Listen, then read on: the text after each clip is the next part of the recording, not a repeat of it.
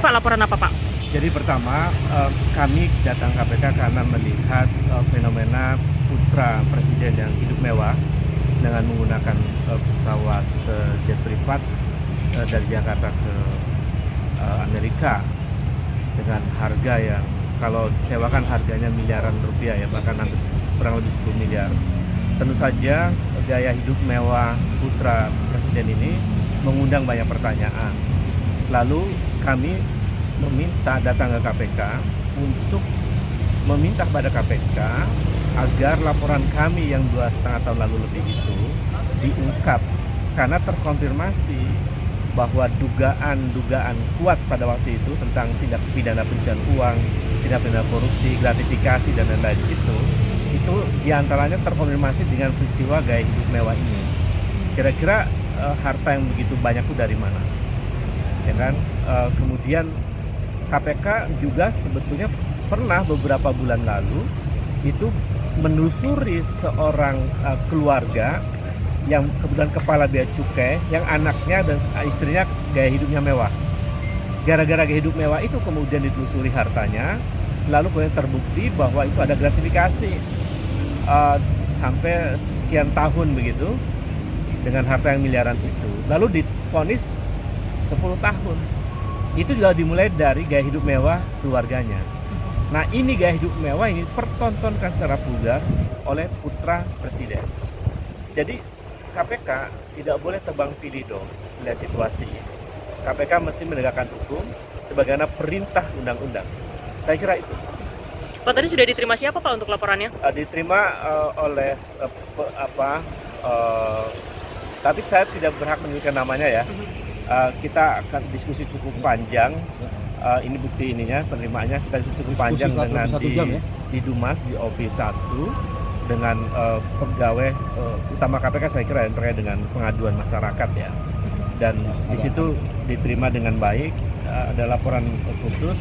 Jadi laporan kita yang 2,5 tahun lalu itu minta dibuka, karena itu kan diarsipkan, bisa dibuka kembali.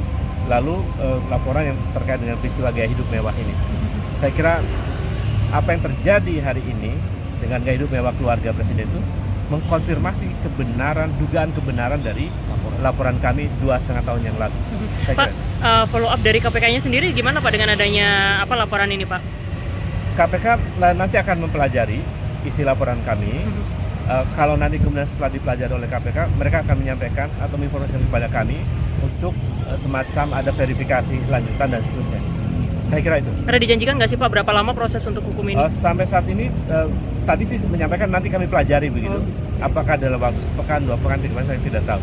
Jadi kami menunggu proaktif dari KPK aja. Pak, sebelumnya kan Pak Alexander Marwata kan menyatakan bahwa nanti tim dari KPK akan diutus untuk kemudian melakukan pemeriksaan terhadap Kaisang. Kalau menurut Bapak tanggapannya gimana Pak? Saya kira itu kabar yang baik.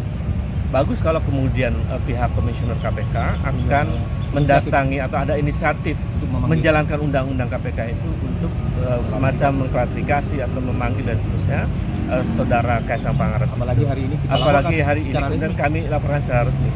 Saya kira kami mendukung KPK yang on the track menegakkan hukum itu. Saya kira. Terima kasih.